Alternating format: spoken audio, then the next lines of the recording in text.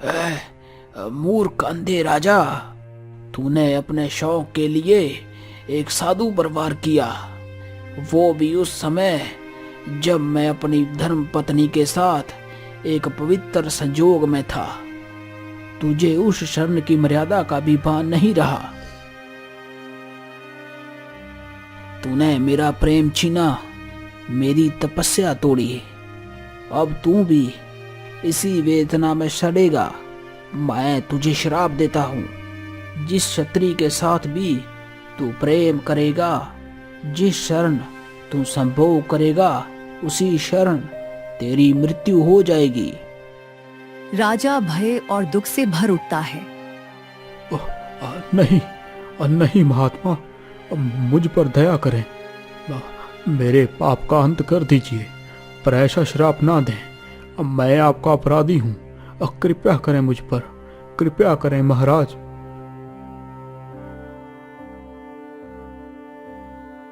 दया? जब तूने मेरे प्रेम पर तीर चलाया, क्या तुझे दया नहीं आई? अब दया का समय बीत चुका है राजा। अब तेरी आत्मा इस पाप का भार उठाएगी। इतना कहकर साधु अपनी पत्नी के साथ वही अपने प्राण त्याग देता है। नहीं, मैं नीच हूँ, दुष्ट हूँ, इस पृथ्वी पर जीने के लायक नहीं। मेरे हाथों धर्म की हत्या हुई है। हे प्रभु, मुझे क्षमा करो। मैं अब ना राजा हूँ और ना ही मानव।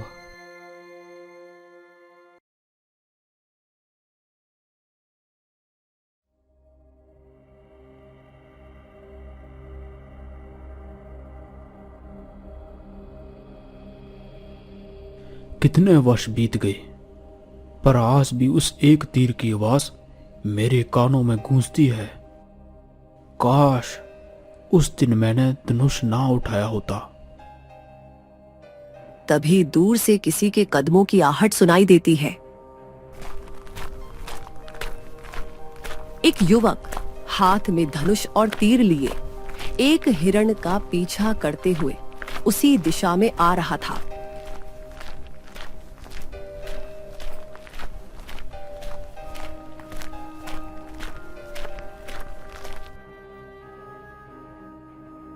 हिरण आकर उस सन्यासी के सामने रुक जाता है। आज तो एकदम सटीक निशाना लगेगा। वह युवक तीर छोड़ देता है, पर सन्यासी उस समय हिरण के सामने आ खड़ा होता है और तीर सीधा सन्यासी के सीने आ लगता है। अरे नहीं, ये क्या कर दिया मैंने? शिकारी दौड़ता हुआ उसके पास आता है। हे भगवान, महाराज उठिए, उठिए महाराज। मैंने नहीं चाहा, अब मैंने तो बस वह हिरण को निशाना बनाया था। ओह, शांत हो जाइए महाराज, मैं आपकी मदद करूंगा। जरा सांस लें, मैं ये तीर निकालकर पट्टी कर दूंगा। युवक तीर को निकालता है और पट्टी बांधने लगता है। नहीं युवक, ऐसा मत करो। यह सब मेरी इच्छा पूर्वक हुआ है। मैं इसका भागीदार हूँ। अब मेरा पाप इससे कम नहीं होगा। नहीं महाराज, आप ऐसा मत बोलिए। मैं किसी भी तरह आपकी जान बचाऊंगा। आपने मुझसे कुछ नहीं चाहा। मैं नहीं चाहता कि आपको कुछ हो। तुम्हारी ममता पर मेरा पाप बड़ा है। हो सकता है यही विधि का विधान हो। बाबा, आप जंगल में क्या कर रहे थे और आप मेरे बांध के आगे क्यों आ गए? पुत्र, मैं तुम्हें रोकने आया था, उस भूल को जो मैंने वर्षों पहले की थी। भूल? शिकार करना कोई भूल नहीं बाबा, ये तो वीरों का काम है। वीरता तब तक अच्छी लगती है जब तक अहंकार उसमें घुल ना जाए पुत्र। क्या तुम जानते हो, मैंने भी कभी यही कहा था, शिकार कोई पाप नहीं, और उसी क्षण मेरा जीवन नरक बन गया। ये कैसी बातें कर रहे हैं आप? कृपया कर आप बताएं कि आप कौन हैं?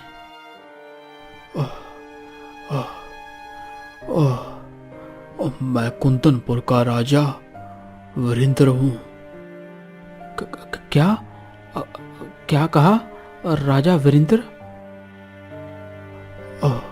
हाँ युवक, ये वेश और ये जंगल मेरी सजा है।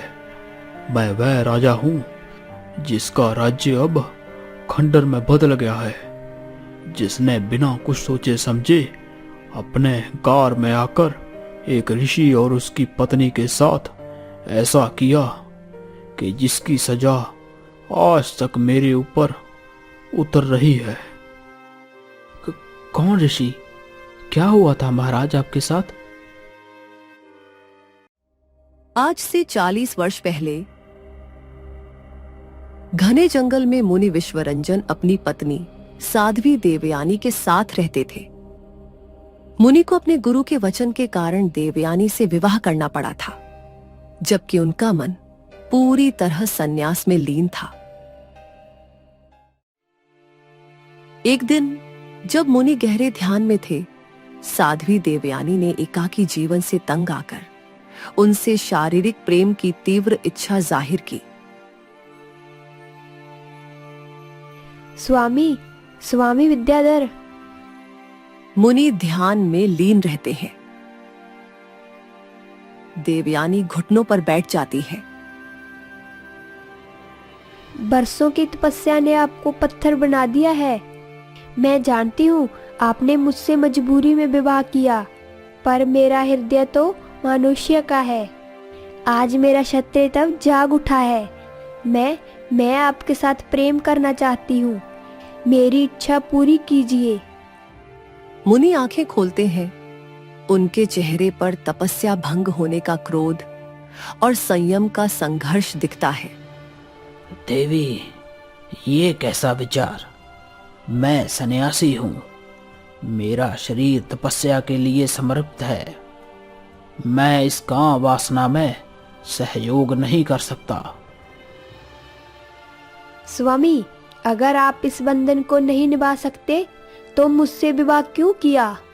अगर आप मेरे पत्नी धर्म को नहीं निभा सकते तो मुझे प्राण त्यागने की अनुमति दीजिए। मेरी जिंदगी को इस तपस्या की भट्टी में और मत झोंकिए। आपकी मजबूरी मेरे जीवन का अंत ना बने। मुनि अपनी पत्नी की आत्महत्या की धमकी और गुरु के वचन की मजबूरी के आगे झुक जाते हैं। उनका चेहरा दुख और समर्पण से भर जाता है। शांत हो जाओ देवी। तुम्हारी जिद के आगे मेरा व्रत टूटता है। ठीक है, हम प्रेम करेंगे, लेकिन इस सन्यासी के रूप में नहीं। यह मेरे तप का अपमान होगा। हम मायावी रूप लेंगे। मैं हिरण का रूप और तुम हिरनी का रूप धारण करो। जानवर के रूप में किया गया कर्म मनुष्य रूप के धर्म से अलग होता है। दोनों अपनी जादुई शक्ति से हिरण और हिरनी का रूप धारण करते हैं और घनी झाड़ियों की आड़ में प्रेम कर्म के लिए चले जाते हैं।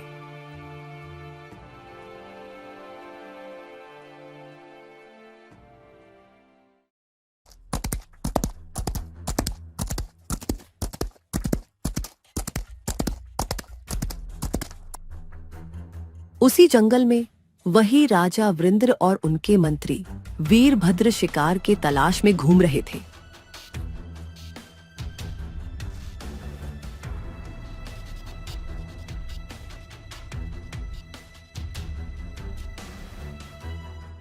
महाराज, बहुत देर हो चुकी है। आज कोई शिकार नहीं मिला।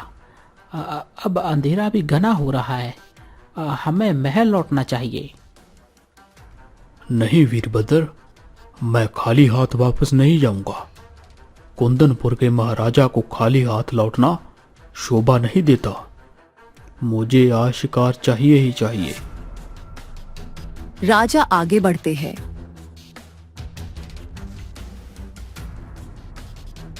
तभी झाड़ियों के पीछे से एक धीमी, अजीब सी जानवरों के प्रेम कर्म की आवाज आती है। राजा तुरंत सतर्क हो जाते हैं। रुको वीरभद्र, तुमने सुना? शायद मेरी मेहनत रंग लाई है।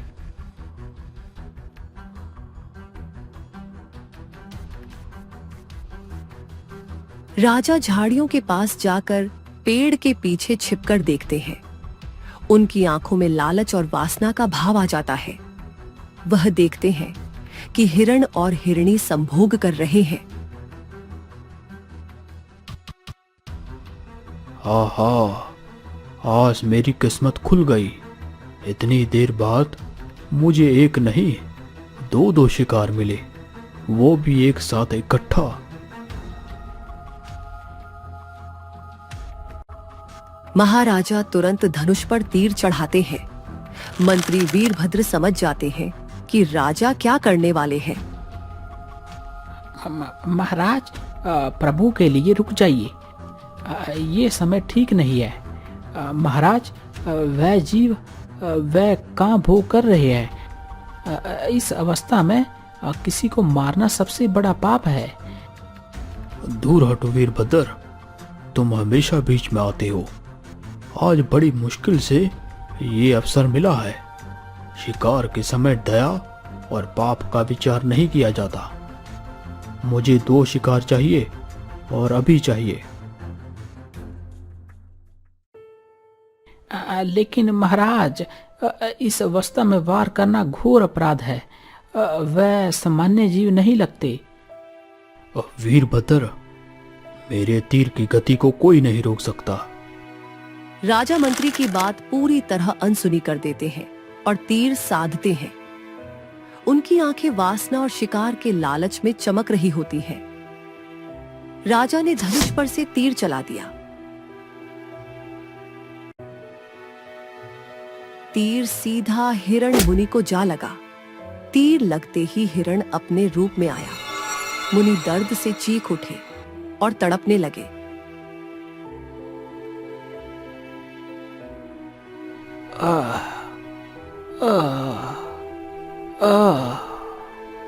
हे प्रभु, हे स्वामी, ये क्या हो गया? ये सब मेरी ही गलती है। मैंने ही आपकी तपस्या भंग की। मैंने ही अपनी जिद में आपको इस मार्ग पर लाया। काश मैंने आपकी बात मान ली होती। नहीं प्रिय, ये तुम्हारी नहीं, ये भाग्य की लीला है। जिसने हमें इस रूप में मिलाया, उसी ने ये अंत लिखा है। पर अब मैं और तुम्हें अकेला नहीं छोड़ूंगा। मैं आपके बिना नहीं जी सकती। आपने सदा धर्म निभाया और मैंने पाप किया। अब मैं आपके चरणों में ही प्राण त्याग दूंगी। वह साधु के सामने ही अपने प्राण त्याग देती है।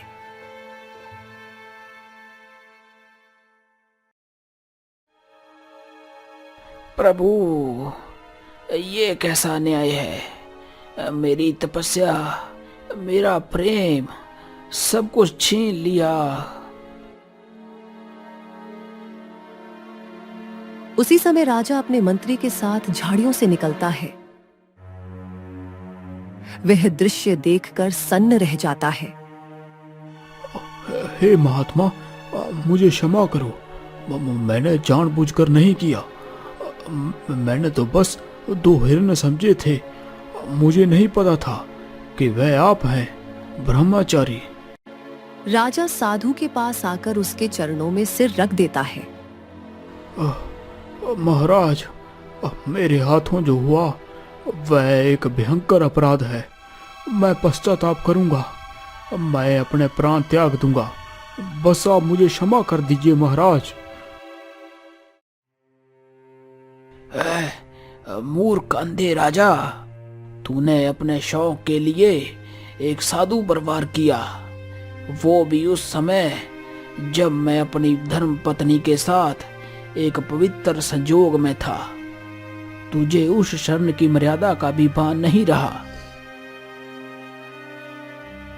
तूने मेरा प्रेम छीना, मेरी तपस्या तोड़ी। अब तू भी इसी वेदना में सड़ेगा। मैं तुझे श्राप देता हूँ। जिस क्षत्रिय के साथ भी तू प्रेम करेगा, जिस शरण तू संभोग करेगा, उसी शरण तेरी मृत्यु हो जाएगी। राजा भय और दुख से भर उठता है। नहीं, नहीं महात्मा, मुझ पर दया करें। मेरे पाप का अंत कर दीजिए, पर ऐसा श्राप ना दें। मैं आपका अपराधी हूँ। कृपया करें मुझ पर, कृपया करें महाराज।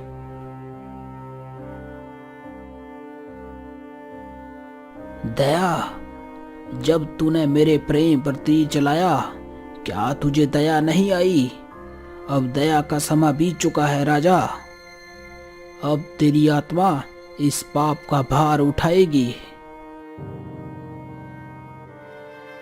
इतना कहकर साधु अपनी पत्नी के साथ वहीं अपने प्राण त्याग देता है। नहीं, मैं नीच हूँ, दुष्ट हूँ, इस पृथ्वी पर जीने के लायक नहीं। मेरे हाथों धर्म की हत्या हुई है।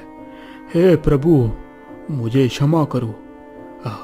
मैं अब ना राजा हूँ और ना ही मानव।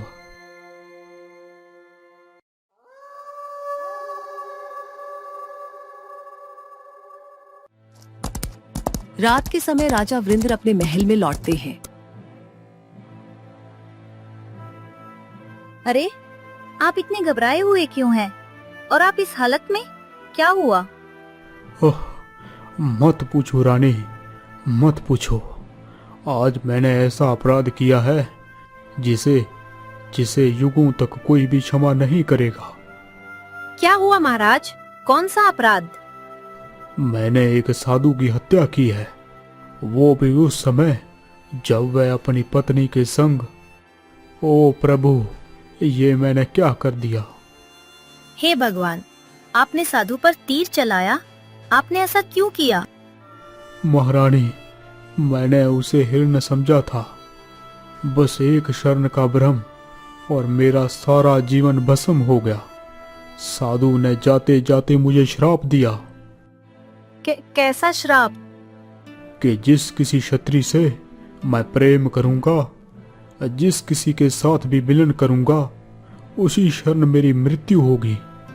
नहीं, ऐसा मत कहिए, ये असंभव है। यही सत्य है रानी, यही मेरा दंड है। अब मैं राजा नहीं, एक श्रापित प्राणी हूँ। मेरा प्रेम अब विष बन चुका है। रानी उसके पास आने की कोशिश करती है। राजा तुरंत पीछे हट जाता है। नहीं रानी, पास मत आना। अगर तूने मुझे छुआ तो मैं यहीं तेरे सामने मर जाऊंगा। मैं बिना आपके कैसे जीवित रहूंगी? आप तो मेरे प्राण हैं वरिंदर। अब मैं किसी का नहीं, मैं उस साधु के श्राप का बंदी हूँ। मेरा महल, मेरा राज्य, मेरा प्रेम सब यहीं समाप्त हो गया। अब ये राजपद उस योग्य मंत्री को दे दो। अब मैं वनों की ओर जाऊंगा, जहां से यह पाप जन्मा था, वहीं रहूंगा और अपने अपराध का पश्चाताप करूंगा।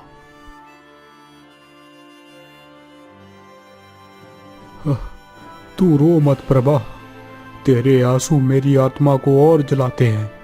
मैं वचन देता हूं, जब तक इस शरीर में प्राण है, मैं किसी जीव पर तीर नहीं चलाऊंगा, किसी क्षत्रिय को वासना की दृष्टि से नहीं देखूंगा, बस प्रभु का नाम लूंगा।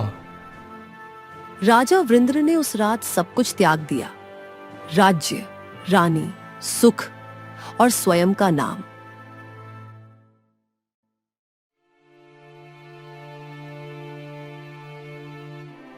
तो रवि, ये था उस लालच और अहंकार का परिणाम।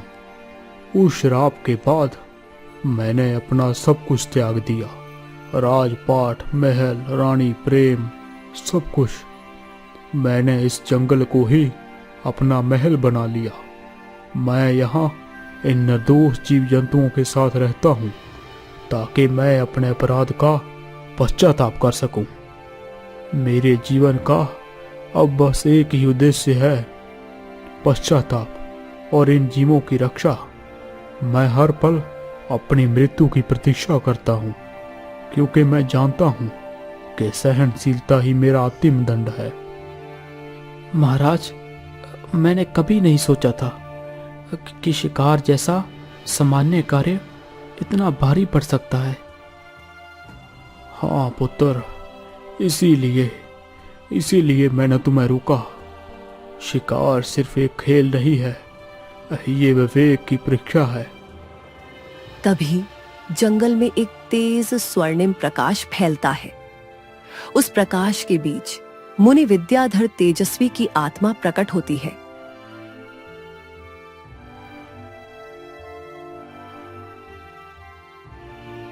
वरिंदर, मैंने तुम्हारी कहानी सुनी और तुम्हारा वर्षों का पश्चाताप भी देखा। जिस दिन तुमने मेरा वध किया था, तुम्हारे भीतर अहंकार की अग्नि जल रही थी कि तुम जीवन छीनने में सक्षम हो, और तुमने वासना को धर्म से ऊपर रखा।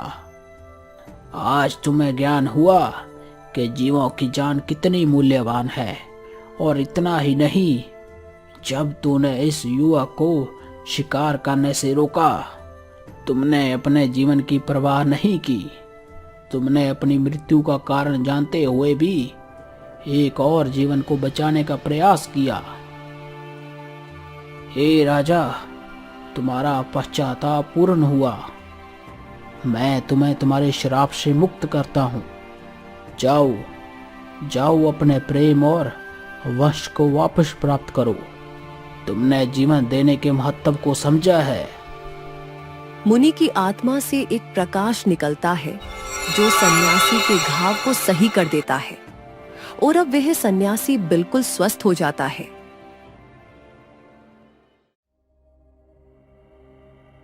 ओ गुरुदेव, आपका धन्यवाद। आपने मुझे दूसरा जीवन दिया। मुनि विद्याधर की आत्मा एक अंतिम मुस्कान के साथ धीरे धीरे उस स्वर्णिम प्रकाश में विलीन हो जाती है।